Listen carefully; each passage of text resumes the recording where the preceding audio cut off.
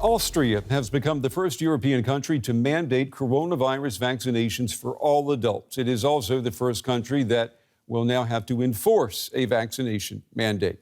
Starting next month, Austrian police will carry out random spot checks to see whether people can produce proof of vaccination. Those who cannot face fines of €600 or more. This patient is here for his third shot against COVID. But taking a jab is no longer a question of choice. Starting today, it's compulsory in Austria. Sad that it needs a mandatory vaccination because normally everyone should be wise enough to get the jab automatically. But only a few came for their first shot. The city set up mobile vaccination buses to increase that number. The willingness to get a jab is stagnant despite the new bill. I'm against mandatory vaccinations because I believe this is a violation of human rights. Everyone has the right to freedom. Even before the controversial bill was passed, security was tight at vaccination centers. No other topic polarizes Austrians as much as mandatory vaccinations. Those who administer the doses inside can only do so with security nearby. There's concern about hostile outbursts by anti-vaxxers. Tens of thousands of them have been taking to the streets almost every weekend across the country to protest against COVID measures. They are a minority, but Werner Reisinger, who's researching radicalism, says the protest should not be underestimated. There is a core part here, which cannot be allocated to the organized right-wing crowd or to the hooligan milieu. These are people from within the middle class, which has radicalized since the past 2 years, not only since the mandatory vaccination. And this is very precarious. He says the Austrian government failed to reach this crowd, especially when its declaration last summer that the COVID crisis was over was followed by a political crisis of its own. If you make mistakes with regard to the management of the pandemic, mistakes of communication, and have a government crisis triggered by corruption, then you face two crises politically. And that leads to frustration and mistrust among many. Und das führt, glaube ich, schon bei sehr vielen auch zu einer Frustration und auch zu einem Misstrauen. Austria expects an avalanche of lawsuits by those unwilling to pay possible fines, starting at €600 and to be enforced from mid-March. Vienna is focusing on those whose opinion could still be swayed, the undecided. The city put up billboards in various foreign languages in their latest effort to counter misinformation.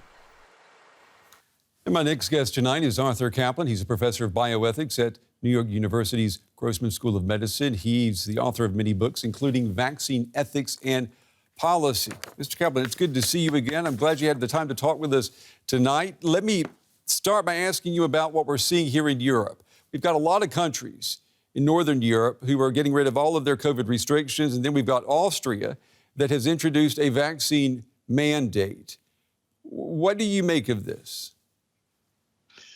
Well, I think Europe, the U.S., North America are very, very tired of COVID. They're tired of trying to battle it. They're tired of promises that things are going to be over soon when they're not.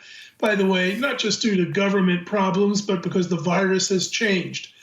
I still favor mandates. I still believe that the right thing to do is to protect your neighbor, to not clog the hospitals with the sick and the dying from people who are not vaccinated. And I still think vaccination is a key tool. However, it's going to be very tough to collect those fines in a weird way ethically if the Austrian public doesn't support looking out for one another and puts individual self-interest ahead of their neighbors.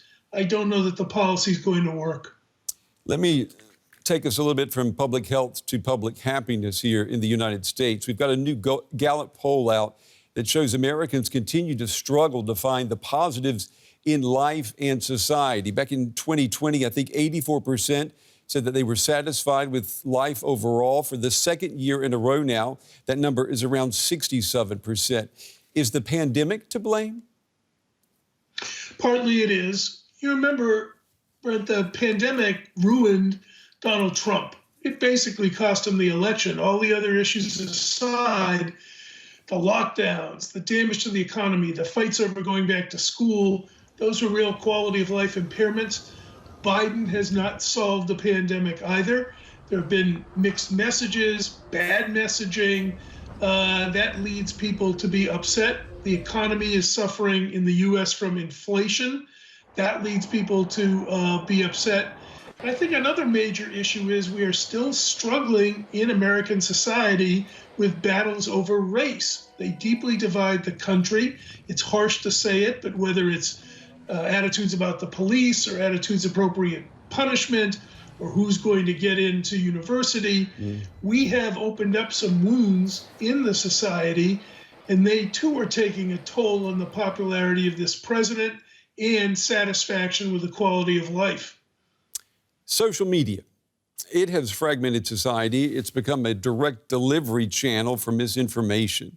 And we know that this polarizes society even more. Do you think Americans are aware of this? And are they aware that this may be one reason why they feel so bad about everything around them?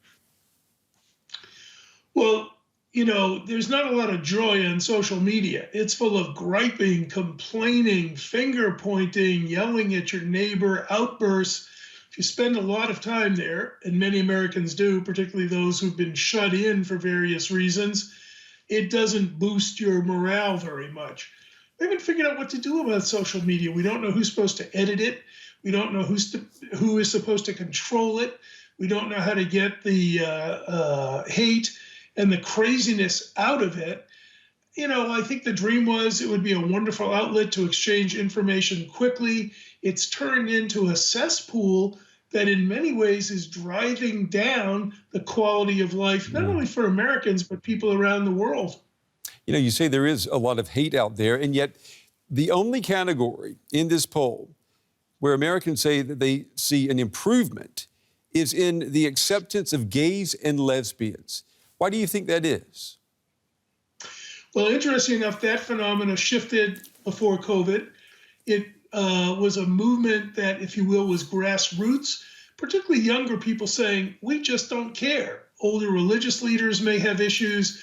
There may have been entrenched policies about gays and gay behavior, but the younger generation, I think, just said, it's not relevant to us.